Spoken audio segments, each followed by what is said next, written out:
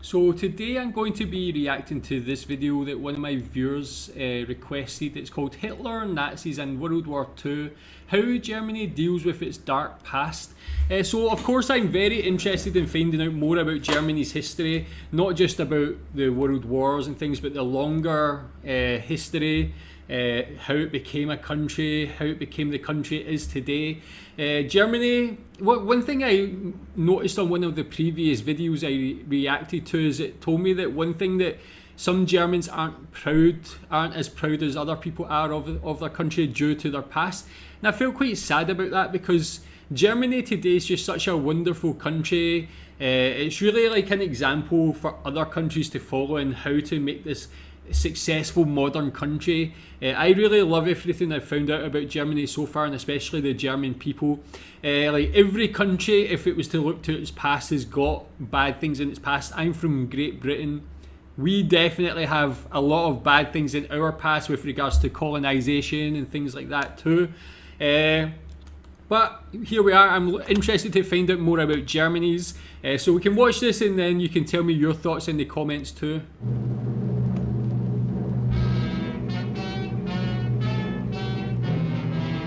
Don't mention the war. That's a very well-known catchphrase from the British comedy series Fawlty Towers. That's true, actually. Yeah. The idea behind it is when you meet a German, the very first thing you think about will be the war. Actually, for me, that wouldn't be true. I don't know, maybe the younger generation don't think about that first. If I was to, for me, the first thing would be probably the food, if anything. But yeah, just to begin, I would just want to know more about how this time in Germany's history is actually taught in German schools. How is it presented to children? How do people learn about it? Absolutely mustn't mention it.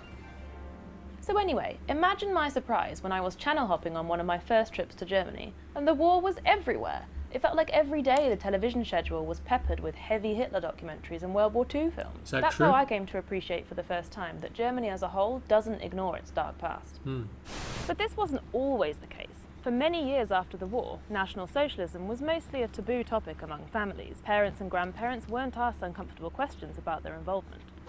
Some films and books, like Günter Grass's The Tin Drum, began exploring the topic, but it was a spate of anti-Semitic vandalism in West Germany starting in 1959, which proved to be a wake-up call.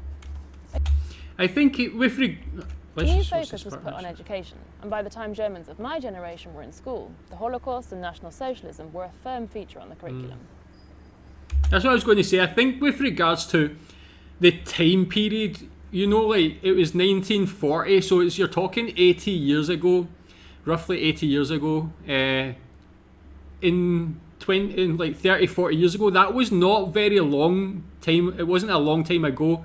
It was still kind of fresh in the mind of a lot of people, so I can understand why they didn't want to talk about it at that time, why they wanted to make it taboo, or why it was taboo, because it was a horrific thing what happened. And people at that time, it was kind of probably, they were still probably scarred by it in a way. They were probably like ashamed a little bit. But as time goes on, it makes sense to actually learn about these things, so that they always say these things like, so history doesn't repeat itself. Like you want to learn about these things so you don't make the same mistakes again and the same again. Like in every other country, we probably have the same mentality. Many also began to ask questions about their own family's involvement. Tell me if you have family that were involved. Of course, it's hard or even impossible to compare the atrocities of the Holocaust with any other event. But I, for one, heard very little about my own country's darkest chapters during history lessons or in public discussion. So for an outsider, it can be quite remarkable to see this painful history raked over so often and so publicly in Germany. An important motivation is fear of history repeating itself. Recent years have seen the re-entry of a far-right political party into parliament and several horrific murders by right-wing extremists. Permanent police presence at many of Germany's synagogues is reminder enough that the shadow of anti-Semitism remains. So how relevant is Germany's history today, and how much responsibility do Germans still carry for it? Yeah, you can tell me in the comments about that. What are your opinions? I'm really interested to know people's opinions today, and it might vary by age. I'm sure people who watch this channel maybe rate is a different range of age. Opinions might change. I'd love to have a discussion in the comment section and find out more from you. Wir Deutschen können nicht stolz sein auf unsere Geschichte. Nur weil es so lange her ist und jetzt keiner persönliche Schuld mehr hat, glaube ich nicht, dass man jetzt einfach sagen kann, es war ja keiner. Wir können nichts dafür, unsere Kinder nicht, unsere Enkel nicht. Also irgendwann müsste ja mal Schluss sein. 70, 80 Jahre danach zu sagen, wir tragen daran Schuld, fände ich viel zu groß. Aber ich glaube, wir tragen eine Verantwortung, dass wir es irgendwo verhindern, dass sowas wieder passiert. Wird in Deutschland genug, zu wenig oder zu viel darüber gesprochen? Ach, man kann gar nicht genug darüber sprechen. Manchmal denke man, es ist zu viel des Guten. Immer wieder, immer wieder, immer wieder. Ich glaube, es ist immer in Deutschland ein totales Tabuthema. Ne? Ich glaube, es wird viel gesprochen, aber die Aufmerksamkeitsspanne, die wird immer kleiner, um das Gesprochene auch zu bewerten. Gerade wenn man von der Schule zum Beispiel nach Hause kam und sowas gelernt hat, hat man halt natürlich auch die Eltern gefragt oder die Großeltern. Die Eltern, die noch aus der Zeit kamen, die wollten sich in gewisser Weise, auch wenn sie nichts damit zu tun hatten, distanzieren. Was mich nur immer wieder erstaunt ist, dass diese Generation angeblich nicht davon wusste, was damals passiert ist. That's the thing, it's interesting because over time they say that new history is always created, you know, so over time it's like an arc. At the time before, like quite close to after the war, maybe people didn't want to talk about it. Then there was a time not long after that people wanted to learn more about it and understand it so that don't make changes again. But in the future, it's just going to become again another longer part of history when there's new history to learn about. It's the same for being in the UK. I think she was mentioning sort of colonisation, how we don't really learn about the British colonisation in school. We learn more about World War, the wars, because they're the newer history. But in 100 years' time, we probably won't learn about the World Wars. There'll be other wars, there'll be other issues to learn about. In the history classes, you can only learn so much. So it's interesting how time affects how people learn or what people will learn about. Haben Sie manchmal Angst, dass sowas wieder passieren könnte? Ja, durchaus, ja, habe ich. Also es kann jederzeit wieder passieren. Wir sind jetzt nicht weder klüger als die Menschen damals noch Gott sonst irgendwas. Nein, keine Angst. Hier bei uns in Europa haben wir genug gelernt, der Erste und der Zweite Weltkrieg. Ich glaube nicht, dass das sowas kommt. Die Menschheit ist vernünftig geworden. Hosting Meet the Germans has made... We'll say that after, and this is maybe before the war in Ukraine as well. You would think people would learn from it, but other countries maybe Ich glaube not. nicht, dass das sowas kommt. Die Menschheit ist vernünftig geworden. Hosting Meet the Germans has made me realise that the consequences of the Nazi era can be felt all over the place in Germany. Some things are obvious, like you don't come across very many Adolfs these days. But then the war and the Nazis also came up when I was researching episodes on things like hiking, films, fashion, all sorts of seemingly unrelated topics. Yeah, because a lot of things actually came from the war. Like I watched that video a couple of days ago where I learned that Fanta came from Nazi Germany. So it's like, although the war itself was bad, there was all these other things all these other parts of history that came from that situation as well. As she said, unrelated topics. This has had an unmistakable effect on national pride. You rarely see the German flag flying here, unless the World Cup is on.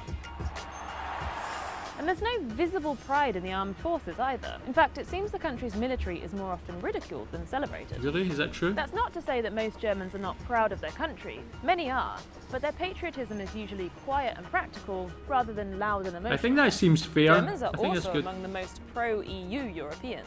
One of the organisation's founding purposes was, after all, to promote peace in Europe. Some reminders of the war are visible when walking around the streets too. Take this building, the Haus der Kunst or House of Art in Munich. It's a prominent example of Nazi architecture. So what do you do with nice something building. like this? Is it enough to take something tainted and do something good with it, or does it need to be removed? After years of discussion about various buildings like this one, the jury's still out. For me, I think actually keep the buildings and preserve it that is a difficult one actually. For me, like things like buildings, because it's nice architecture. Of course, it came from a bad time, but it's like Fanta. Are you going to get rid of Fanta because it came out of that time of life? I think you can't really destroy history. You just have to, as I said, use these as examples to learn from, but keep them actually. Tell me what you think. What about memorials to the victims of the Nazis? They can be found all over the place in Germany, often organised and financed by the local community. It wasn't until 2005 that the German government unveiled its first official memorial to Europe's murdered Jews. The haunting Holocaust Memorial in central Berlin has become one of the capital's most visited landmarks. 3 years later came the state's first memorial dedicated to homosexual victims, and in 2012 one for Roma and Sinti victims. One subtle yet striking part of the memorial culture in Germany are the Stolpersteine, or stumbling stones. These small brass squares are inscribed with the names of victims of the Nazi regime and set into the pavement outside their last known address. The project was started in the 90s by German artist Gunter Demnig, and today there are more than 75,000 stumbling stones across Germany and other countries. But even this is not without controversy. The city of Munich has actually banned the stones from being installed on public ground, after some people, including a prominent Jewish community leader, argued that it was disrespectful to commemorate victims with something on the ground that you can walk over. That's what I was actually thinking. That's actually a good point. Again, the whole situation is very complex. I feel like I shouldn't really make definitive decisions on my opinions. I can just have a slight opinion, but with that is a small part of this overall issue that's very complex, because in a way 75,000 of these stones paying tribute to the victims is a great show. They're permanently there with their names there, so people can always see it when they're walking by. But when you mention that, when you walk over them, it could be deemed as disrespectful. So it's a very interesting thing. I'd love to know people's opinions on that specific topic as well. Again, for me, I can't really give a definitive opinion, but I can see both The city has sides. instead opted for wall plaques like this one. That makes sense too, yeah. But I Both want to good, bring it actually. back to where we started. Comedy. Hitler and the Nazis have been satirised many times over. British silent movie star Charlie Chaplin kicked things off way back in 1940 with The Great Dictator. In 2019, New Zealand director Taika Waititi confidently poked fun at the Führer in Jojo Rabbit. But what about in Germany? Could you, for example, write a book imagining Hitler waking up in modern-day Berlin? How he might react to Angela Merkel and multiculturalism? How he might rise to fame, but this time as a TV star? Well, that's exactly what German author Timo Wermers did. His 2012 book ist wieder da, or in English, Look Who's Back, topped the bestsellers lists in Germany and was later made into a film. Ich an fand einfach interesting diesen Widerspruch, concept. die Fallhöhe so enorm. Beim Lesen von Mein Kampf generell dieses, auf der einen Seite haben wir den Typ, der sich für ein Genie hält, und auf der anderen Seite, von der ersten Seite an, lesen Sie, dass da einer um Anerkennung bettelt, und diese Widersprüche geben eben eine sehr schöne Möglichkeit für Humor. Haben manche Leute dann gesagt, dass sie zu weit gegangen sind? Ja. Aber sie konnten es nicht wirklich begründen. Sehr häufig stößt man halt auf nicht viel mehr als ein antrainiertes Tabu, das aber nicht untermauert ist. Die Lesereaktionen waren sehr unterschiedlich. Die einen fanden das verstörend, wie man es in diesem Kopf so lange aushält, und der Kopf ist ja nicht verändert worden. Das ist ja sehr, sehr original Hitler. Und andere sagten dann, hey, super, wie er der Merkel einen drauf gibt, der sagt, was mal gesagt werden muss. Die haben nach sehr kurzer Zeit dann auch vergessen, wer da zu ihnen spricht. Der Leser ist mit dem Buch allein. Er hat die Möglichkeit zu sagen, das ist zu viel, so nicht, da hören wir jetzt mal auf. Aber er macht's nicht, weil es so schön witzig ist. Now it's time for you to have your say. What do you think about how Germany deals with its past? And have you got any other questions? Let me know in the comments. Okay, interesting again. I'm really loving this exploration and education about Germany, and in this example it's history.